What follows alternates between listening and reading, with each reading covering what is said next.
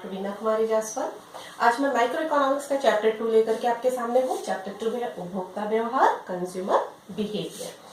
Consumer, उपभोक्ता कौन है? उपभोक्ता एक व्यक्ति होता है जो वस्तुओं और सेवाओं का उपभोग करता है, ठीक है, उसे उपभोक्ता कहते हैं। तो उपभोक्ता वह व्यक्ति है जो वस्तुओं और सेवाओं का उपभोग करता है।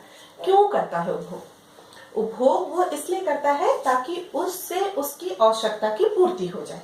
जैसे हमें भूख लगी है तो हम खाना खाएंगे, खाना खाने से हमारी भूख शांत हो जाएगी।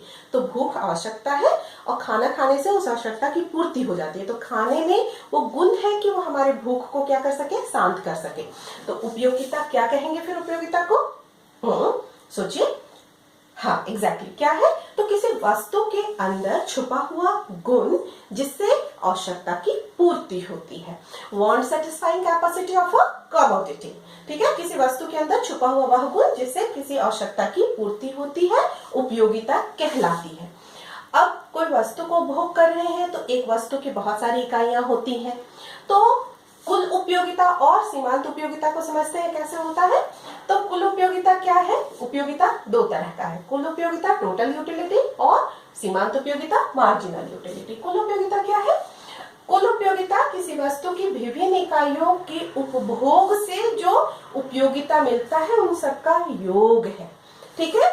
एक वस्तु की विभिन्न इकाइयों का उपभोग करने से उसे जो उपयोगिता मिला उसका योग क्या कहलाया? कुल उपयोगिता।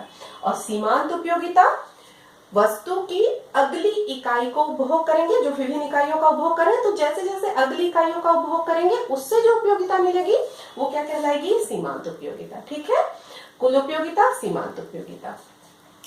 कुल उपयोगिता का जो इक्वेशन होता है, जो प्राप्त करते हैं, उसकी गणना जो होती है वो होती है TU equal to summation MU, ठीक है। और MU इक्वल टू होता है TUN माइनस TUN-1। ये कैसे होता है अभी हम एक उदाहरण के द्वारा आपको एक्सप्लेन करके बता रहे हैं, ठीक है। बात करते हैं पहले हम उपयोगिता की माप कैसे होती है। तो उपयोगिता की माप की दो धारणा है, गणनावाचक धारणा कार्डिनल अप्रोच और क्रमवाचक धारणा ऑर्डिनल अप्रोच, ठीक है। यह जो हम एग्जाम्पल लिए हैं, जो आपको अभी समझा रहे हैं, वो कार्डिनल अप्रोच है, गणनावाचक धारणा है, जिसके अनुसार हम उपयोगिता को संख्यात्मक रूप में व्यक्त कर सकते हैं, इसको गिन सकते हैं, ठीक है।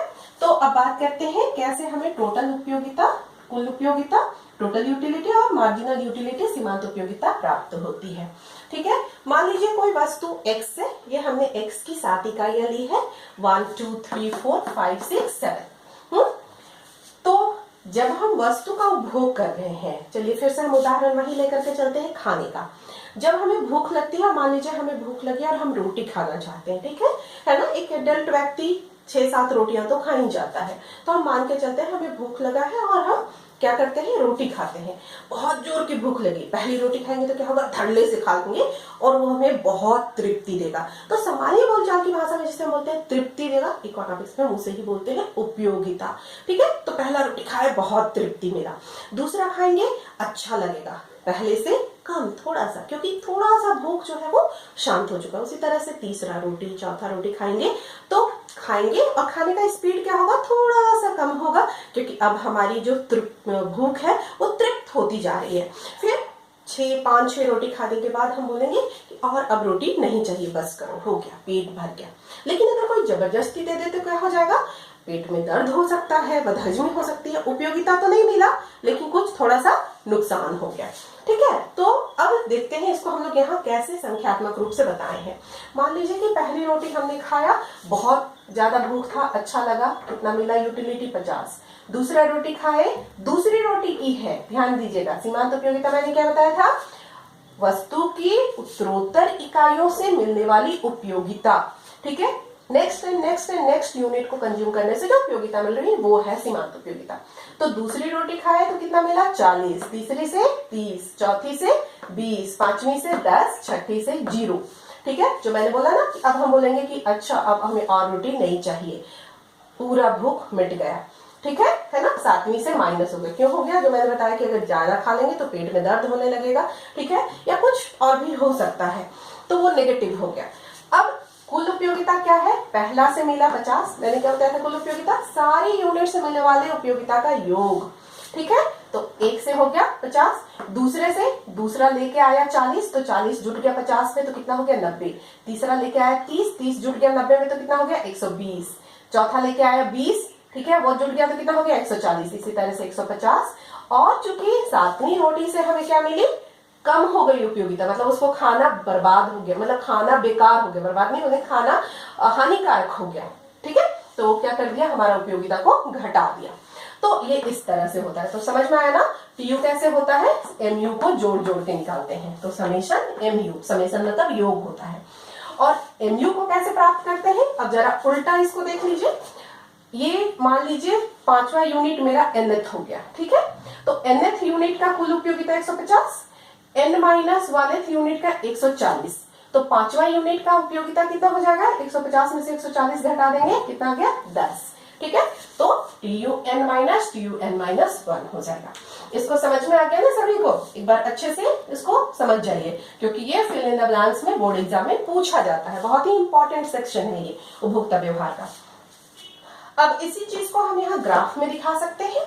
वाई एक्सिस में हमने यूटिलिटी लिया है, एक्स एक्सिस में यूनिट्स ऑफ एक्स है, ठीक है। ये कुल उपयोगिता वक्र है, ठीक है ना। कुल उपयोगिता कैसे हो रहा है, बढ़ रहा है बढ़ रहा है बढ़ रहा है, अधिकतम पे पहुंचा और फिर उसके बाद कम हो गया। अब जो अधिकतम का बिंदु है उसको कैसे प्राप्त करेंगे, तो एक टेंजेंट लाइन ऐसे ड्रॉ करेंगे। एक वक्र कैसे बना, ऐसे बना, ठीक है। अधिकतम पे गया और फिर उसके बाद ये कम होने लगा, ये हो गया कुल उपयोगिता। ये जहां पे अधिकतम हुआ वहां से एक डॉटेड लाइन लेंगे, ठीक है, जो एक्स अक्ष को किसी बिंदु पर काटे जाएगा, मिलेगा वहां पे। और ये सीमांत उपयोगिता इसी बिंदु पर जाकर के क्या होगा, ऐसे जाकर के शून्य हो जाएगा और इसके बाद ये ऋणात्मक हो जाएगा। इसी से हम इसके बीच के संबंध को भी समझ सकते हैं। कुल उपयोगिता जब बढ़ता है, सीमांत उपयोगिता घटता है। कुल उपयोगिता अधिकतम होता है, सीमांत उपयोगिता शून्य हो जाता है। कुल उपयोगिता घटता है तो सीमांत उपयोगिता ऋणात्मक हो जाता है। ये इसके 3 बिंदु हैं रिलेशनशिप के। तो क्वेश्चन पूछता है टीयू और एमयू में संबंध को स्पष्ट करें, ठीक है। तो टीयू और एमयू में संबंध यानी कि कुल उपयोगिता और सीमांत उपयोगिता में संबंध के ये 3 बिंदु हैं, याद रखेंगे। संबंध का भी प्रश्न बार बार बोर्ड एग्जाम में पूछा जाता है, ठीक है बच्चों। आज के लिए इतना ही।